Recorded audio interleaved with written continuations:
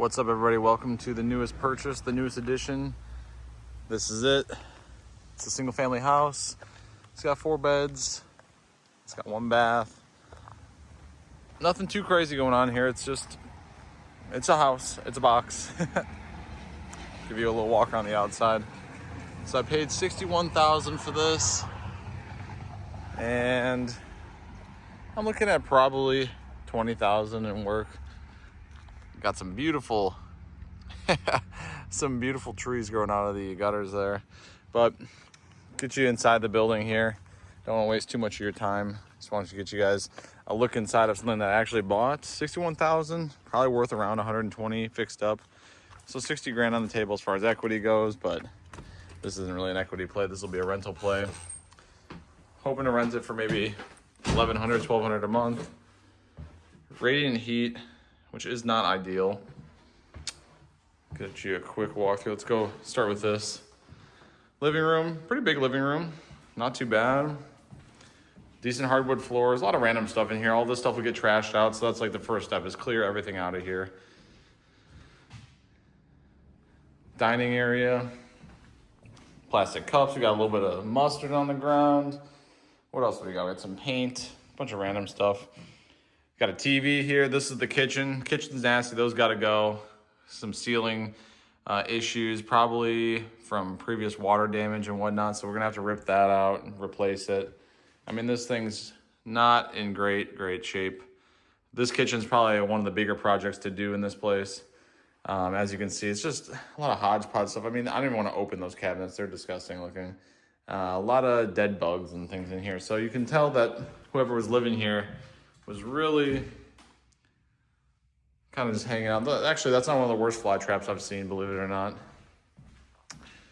We'll go upstairs. I went downstairs. There's no lights down there, and I don't know if I'll be able to get my lighting to work because I didn't have my whole camera set up here to attach to my phone. So I might not be able to share that with you. But it's pretty straightforward. The basement's actually not too bad. The foundation is straight, which is what we want, because foundation problems are one of the more expensive things you can do. All this cosmetic stuff is really not bad. Paint and stuff, that's no big deal, but more hardwood flooring. I don't know. These will probably end up getting painted over. Well, that's what a lot of times the management company I use does with floors like this instead of refinishing them because of the cost associated with it and the time. Another closet. I mean, it's a decent sized house, honestly. And I think I misspoke earlier. I think it's a 3-bedroom. Here's the bedrooms for you. I mean, you can just see walls are gross. I mean, it's just gross, mostly. Needs a kitchen. And then you'll see here, it needs a bathroom desperately. So with this one, I'd probably rip that surround. I mean, it's already destroyed, so replace the surround. Maybe keep the vanity. Maybe replace that mirror.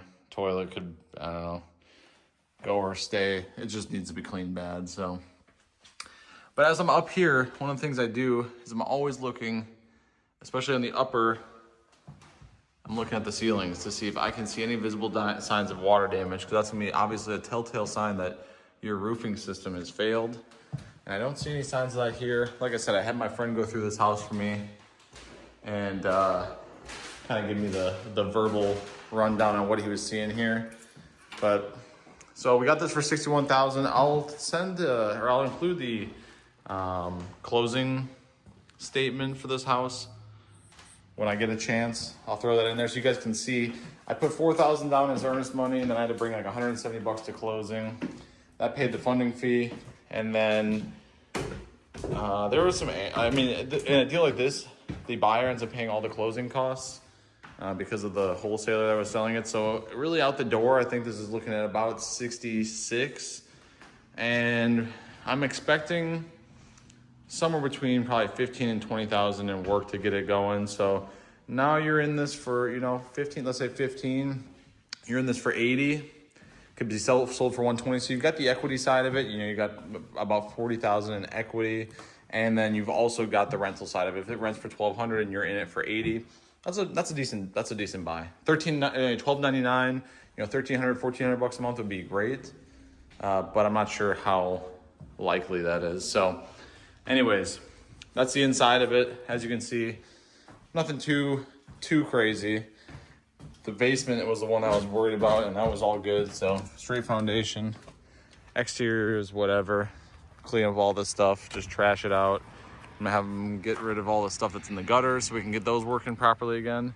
And I'd like to do some grading around the exterior, but you know, sometimes with these, you got to figure out how much is enough, because you can start going down the rabbit hole of, you know, doing endless projects to this house, and before you know it, you're in it for 130, 140, and it doesn't make money. And it's not always about money, but I wouldn't be buying a place like this unless I wasn't thinking about that. So anyways, in beautiful Milwaukee today, sun's shining, birds are chirping, and another deal down. So let me know what you think of this. This is like a real impromptu, real quick walkthrough. It's my first look at the property. So if you like these, let me know. If you hate them, also let me know, and I'll keep putting out stuff as I charge my path to 100 units.